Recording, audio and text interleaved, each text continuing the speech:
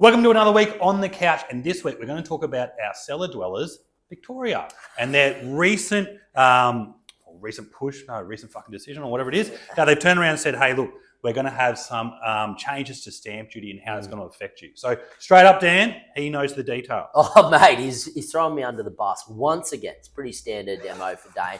But pretty much what we're talking about here is if you've got a strata titled activity, brand new, so it must be a brand new apartment or a townhouse, basically we're talking about here.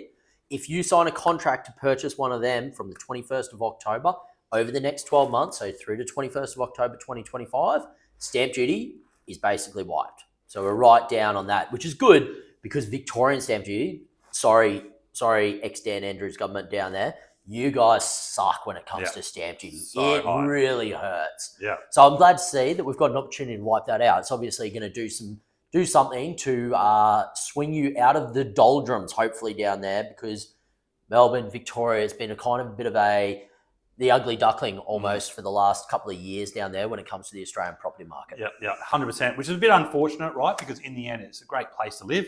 It's excellent cities. I think Melbourne was what most livable city in the world a few years back. So they do need to make some changes there to really do drive investment back into the state. Because it's been one of the things where you look at a lot of the other areas around Australia and how they've performed as opposed to Victoria is being one of those things where it has been a bit of an Achilles heel. So I'm all about changes down there.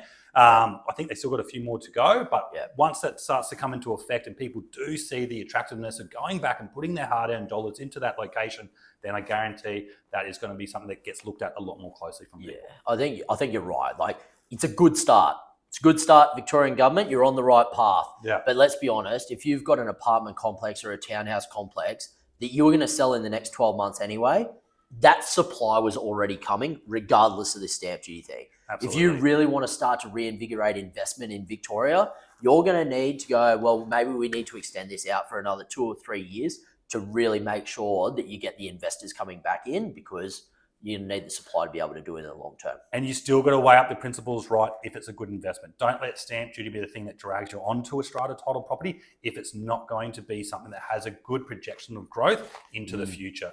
Because you don't want to just chase the ones and zeros if the pie is the capital growth. Yeah, okay. That's it for this week. See you next week on the couch.